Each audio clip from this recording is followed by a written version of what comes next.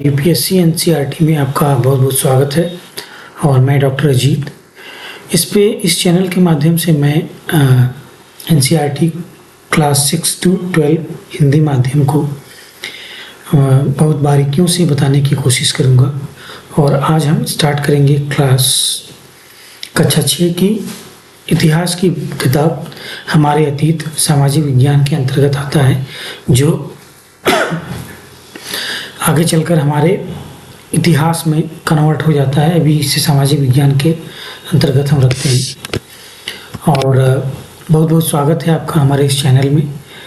तो चलिए आगे बढ़ते हैं। ये जो हमारा चैनल है, ये यूपीएससी एस्पिरेंट जो बिगनर हैं, एनसीईआरटी अवश्य पढ़ते हैं उनके लिए, और जो एकेडमिक्स हिंदी माध्यम के सीबीएसई के छात्र हैं उनके लिए बहुत ही उपयोगी है। उसके साथ साथ ज्ञानवर्धक है, और भी लोग इसे देखना चाहें तो देख सकते हैं। चलिए शुरू करते हैं हमारे अतीत का पहला चैप्टर।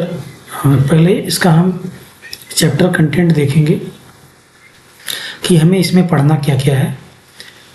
तो जैसा कि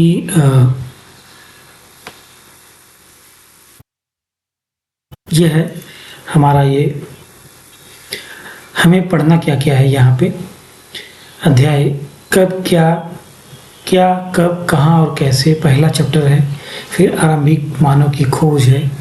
इस तरह से मतलब प्रागैतिहासिक काल से लेके धीरे धीरे एनिशेंट हिस्ट्री तक का चैप्टर यहाँ पे हम इसको पढ़ेंगे। तो चलिए आज शुरू करते हैं पहला चैप्टर। एनसीईआरटी को बहुत ही बारीकियों से पढ़ना पड़ता है, और जैसा कि ये है पहला चैप्टर, यहाँ से हम स्टार्ट करेंगे। अध्याय नंबर 1, क्या कब और कैसे। ये सबसे बड़ा क्वेश्चन है हमारे लिए। जो भी बच्चे होते हैं क्लास 6 क्लास 5 से, कोई भी क्वेश्चंस वो क्वेश्चन मार्क कुछ भी पूछते हैं तो उनमें ये कैसे होता है, ये कैसे होता है, चांद क्या है, तारे क्या हैं, नदियाँ क्या हैं, तालाब क्या हैं, इस तरह की क्वेश्चंस जिज्ञासाएँ उनके अंदर बनी रहती हैं।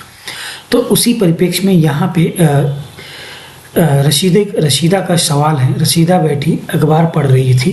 अचानक उसकी निगाह एक सुर्खी पे पड़ी। 100 साल पहले। वह सोचने लगी, यह कैसे जान सकता है कि इतने वर्ष पहले क्या हुआ था। कुछ आर्कियोलॉजिकल चीज़ें थी जो उसे अखबार में उसने पढ़ा, और वो सोचने लगी कि ये कैसे हो सकता है। तो फिर कैसे पता लगाएं, कैसे जानें। तो यहाँ पे है कैसे पता लगाएं। जानने के लिए कल क्या हुआ था तुम रेडियो पे सुन सकते हो, टेलीविज़न पे देख सकते हो, अखबार पे पढ़ सकते हो कि इतने साल पहले क्या हुआ था। ये हमारी हिस्ट्री है। अतीत के बारे में हम क्या जान सकते हैं, तो अतीत के बारे में बहुत कुछ जाना जा सकता है। जैसे लोग क्या खाते थे उस टाइम, आदिमानव कच्चे मांस खाते थे, क्या पहनते थे, कपड़े में चमड़े की खाल पत्तियां पहनते थे, किस तरह से रहते थे। इस तरह के क्वेश्चंस जो क्लास 6 के बच्चे होते हैं उनमें उठना जेन्युइन है। खेती कैसे स्टार्ट हुई थी, शिल्पकार कैसे बने, नदियां पार करके वो एक जगह से दूसरी जगह कैसे जाते थे, इन सब के बारे में यहाँ पे बच्चे क्वेश्चंस करते हैं। तो उसी का है कि अतीत के बारे में हम क्या जान सकते हैं। जो हमारे पूर्वजों के ने एक एक चीज़ें पीढ़ी दर पीढ़ी ट्रांसफ़र की हैं, उनके बारे में हमें जानना कि वो आज तक हम इतने एडवांस कैसे बन पाए, इसके बारे में जानना हमें बहुत अति आवश्यक है। ये जो है सिर्फ यूपीएससी एस्पिरेंट या क्लास 6 एनसीईआरटी बच्चों के लिए ही नहीं, ये मानव समाज के लिए बहुत उपयोगी है। यहाँ से हम अपने इतिहास को जान सकते हैं, और ये जानना बहुत ज़रूरी है कि हमारा अतीत क्या था, तो उस बारे में लोग कहाँ रहते थे। अगली लाइन पे आइए, लोग कहाँ रहते थे उस टाइम। कई लाख वर्ष पहले लोग नदी के तट पे रहते थे। आरंभिक लोगों में कुछ संग्राहक थे, ठीक है। आसपास जंगल से विशाल संपदा, परिचित भोजन, जड़ फल आदि का उत्पाद करते थे, जानवरों का आखेट करते थे, शिकार करते थे। तो यहाँ से स्पेस से हमने क्या सीखा। स्पेस से हमने सीखा कि कंटेंट जानकारियाँ हम कहाँ से लें। तो रेडियो, पेपर, प्रिंट मीडिया, हमारे टीचर्स के माध्यम से अतीत के बारे में हम क्या क्या जान सकते हैं, उसके बारे में हम कैसे हमारे पूर्वज आज हम एडवांस हुए वो हम देख सकते हैं। पहले लोग कहाँ रहते थे उसके बारे में इसमें बताया गया है कि लोग विशाल संपदा से, भोजन से, जड़ से सबसे कैसे परिचित थे, इसके बारे में हम आगे पढ़ेंगे। आइए चलते हैं दूसरे पेज पे। अब हम उत्तर पश्चिम सुलेमान किरथर की पहाड़ियाँ पता लगाओ। यहाँ पे देखिए उत्तर पश्चिम में किरथर की पहाड़ियाँ कहाँ हैं, तो ये है किरथर की पहाड़ियाँ, ठीक है। इसी क्षेत्र में कुछ ऐसे स्थान हैं जहाँ लगभग 8000 वर्ष पूर्व स्त्री पुरुषों ने सबसे पहले गेहूँ जैसी जौ फसल को बुझाना प्रारंभ किया, और उन्होंने भेड़, बकरी, गाय, जो ये क्षेत्र है ये पूरा, यहाँ पे सबसे पहले गेहूँ और जौ जैसी फसलों को उपजाना कितने साल पहले, लगभग 8000 वर्ष पहले। ये याद रखना चाहिए कि 8000 वर्ष पहले हमारे यहाँ कृषि का उत्पादन स्टार्ट हुआ, और उसके बाद पशुओं को पालना शुरू किया, ठीक है। उसके बाद उत्तर पूर्व क्या है, ये हमारा क्या है, नॉर्थ है, ये हमारा क्या है, वेस्ट है, ये हमारा क्या है, ईस्ट है, और ये हमारा क्या है, साउथ है।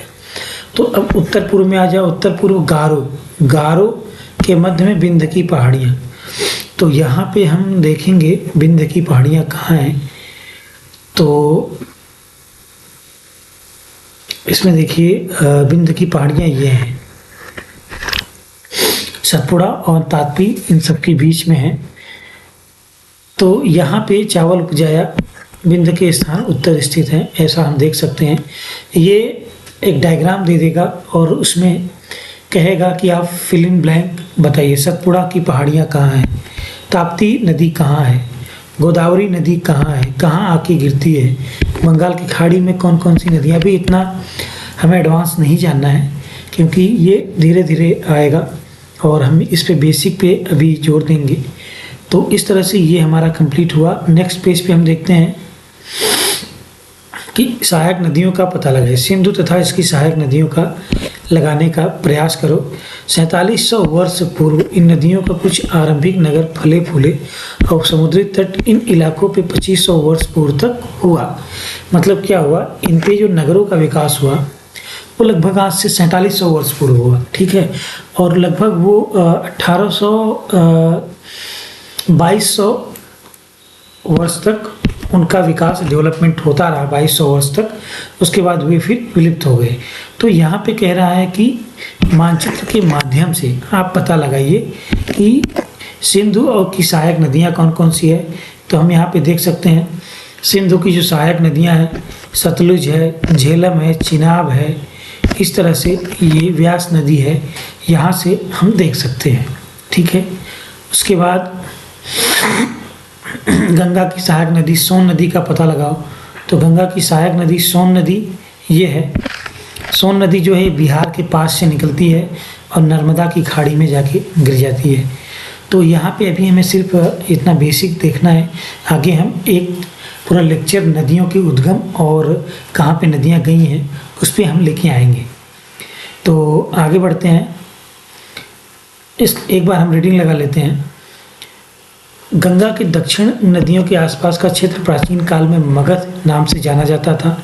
बहुत ही शक्तिशाली था, विशाल राज्य थे, ठीक है। लोग सदैव उपमहाद्वीप के एक हिस्से से दूसरे हिस्से की यात्रा, हिमालय, पर्वत, रेगिस्तान, नदियों की जोखिम भरे यात्रा करते थे एक स्थान से दूसरे स्थान। आजकल इतने साधन हो गए हैं, तुरंत फ्लाइट से लोग चले जाते हैं।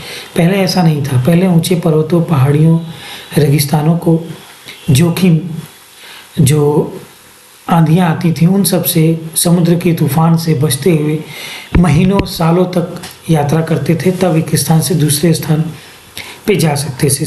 इसी तरह से अपने सीमा को बढ़ाने के लिए लोग एक दूसरे से इसी तरह से जाया करते थे। आज लोग यात्रा क्यों करते हैं? आज लोग यात्रा क्यों करते हैं? यात्रा क्यों करते हैं, ये एक बहुत बड़ा क्वेश्चन है। एक संस्कृति का दूसरे संस्कृति से संगम जो यात्रा के जरिए बहुत ही अति महत्व